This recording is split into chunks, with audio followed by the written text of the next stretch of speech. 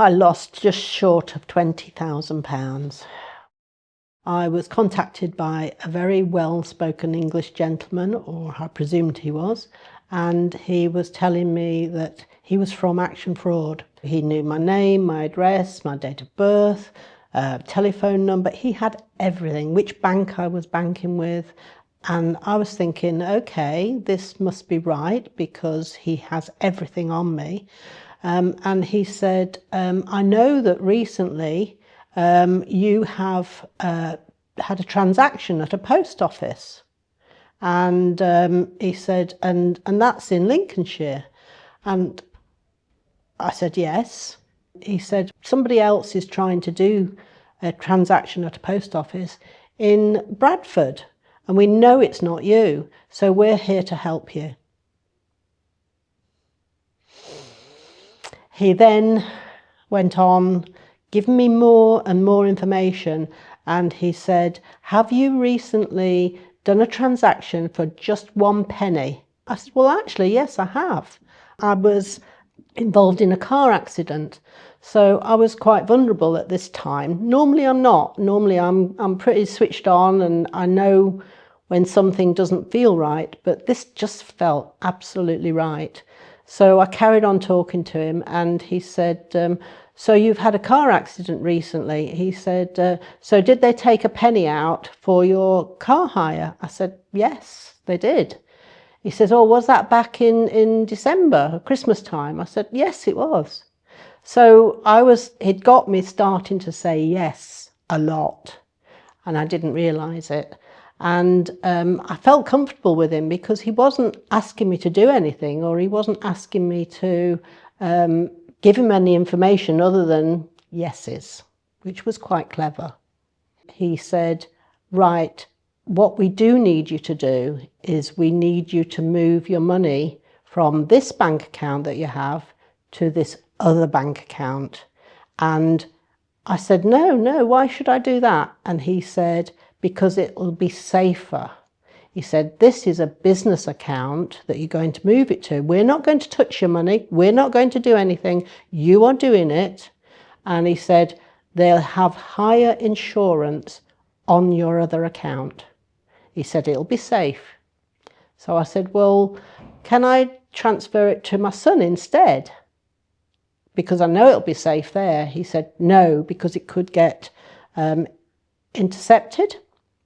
And he said, we want to keep you safe. That's all we're here for, to keep you safe. So I said, okay, right. He said, you've got various accounts, so you need to transfer everything from this one to this one. So I said, okay, I'm not happy with this. And at that point, my friend was there, and he said, it's a scam. It's a scam, don't do it. And I said, I don't think it is.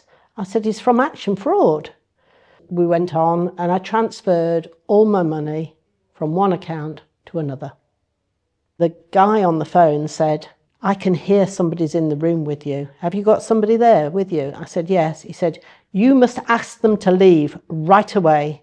He said, because we don't have GDPR, I think it is, to say that we are recording this conversation, and we don't have his permission. He has to leave. He has to get out. I was thinking, well, this really feels like a scam now, but so I need to get rid of them. So I tried disconnecting the call. I couldn't disconnect. Every time I pressed the disconnect button, it kept coming back, and it kept coming back. And he was there, and he said, oh, I'm going to ring you back. He rang me back on WhatsApp. I didn't have a chance between the calls to get out to my bank or to do anything. He was instant. And then he went on and said, right, now you need to approve these transactions, because these transactions are coming through asking for approval. And he said, because I'm here and doing it for you, he said, you need to approve them. So I said, well, surely that's wrong. That must be wrong. He said, no. He said, we're already disapproving, and you are approving that we're disapproving. By this time, my head was spinning. I didn't know what was going on. I was getting more and more anxious, and I couldn't get rid of him. And I thought, right, the best thing I can do is is approve them. So one came up and it was very much like, you know, when you have a fruit machine and everything's spinning in front of you, it was literally like that. These things kept spinning up on my phone and saying, approve, approve, approve. And I straight away disapproved a couple, and I thought, oh, it's gone. And then it came back up. And then it was a different person and a different an amount and a different payee. And it was just coming up so fast and so furious. And I just didn't have a moment. And he kept going, disapprove it, approve it, approve it, disapprove it, approve it. And in the end, I didn't know whether I was coming or going. I was so stuck in that fright mode that I just did what he told me. And I knew deep down I needed to stop, but I couldn't. It was like a natural reaction, just keeping me going and going, which I've never experienced before. It was awful. And I was so upset, I just said, let me go. I think he realised at this point that I was in a tizzy, too upset to carry on. So he said, all right, I'll ring you back in an hour. The relief of getting away from him was unimaginable. It was just, I just wanted to cry. I wanted to scream. I didn't want to move. I didn't know what to do.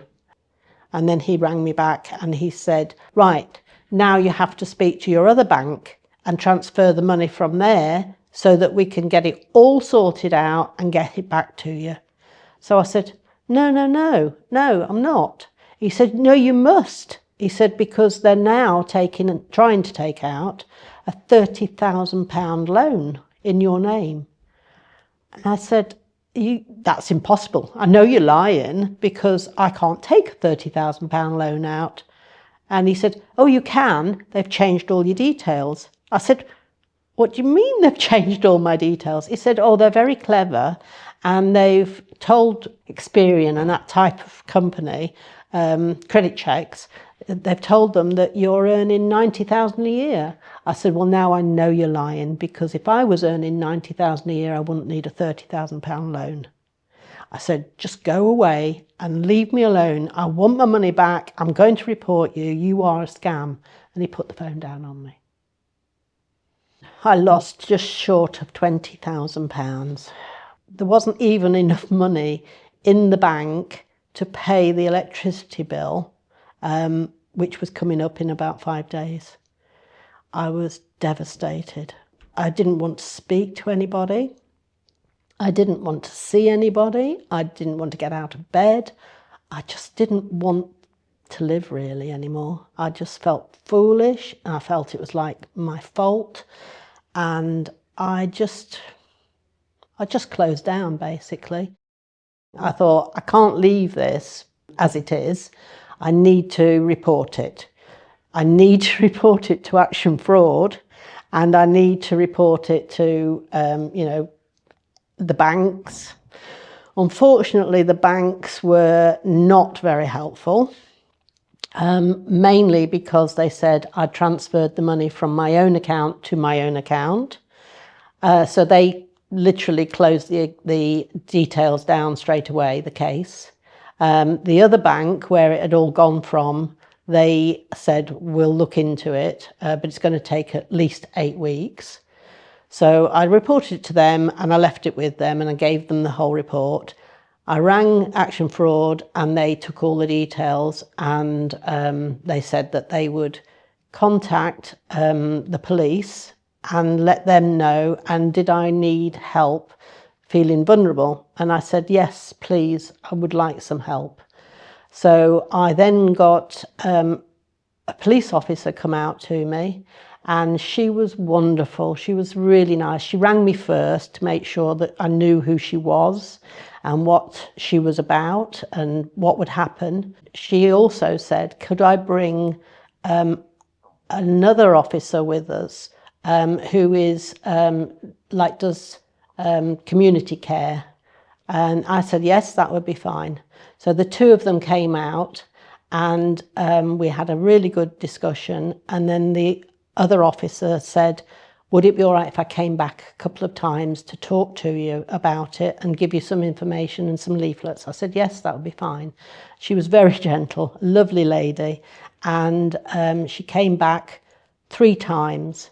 And obviously each time she came back, she gave me more and more information of what I could do to help myself, and so that I didn't feel like I was to blame. She really helped me with that. And then I obviously contacted a solicitor, and the solicitor weren't that good, to be honest. So I complained to this officer that was visiting me and said, I've lost faith in the solicitors. And she said, hang on a minute, we might know somebody who works for the council who is in the fraud division, and they might be able to come and help you and advise you. Would you like that? And I said, yes. And he has been marvellous. And we've gone through it with a fine-tooth comb, and he's drafted up emails that we've sent to the Ombudsman. And the Ombudsman have now given us an investigator, and the investigator has now given us his report, what he believes is fair, and said, if you're not happy with this, you can then take it further up and take it to the Ombudsman. I wouldn't have known any of this if I'd been on my own. I wouldn't have known any of this if the police hadn't got involved, or if the council hadn't got involved. I really wouldn't have known any of it. Please, if you are scammed, don't feel it's your fault. Don't think that your logic is letting you down. These people are very, very clever. Please do report them. We can stop them.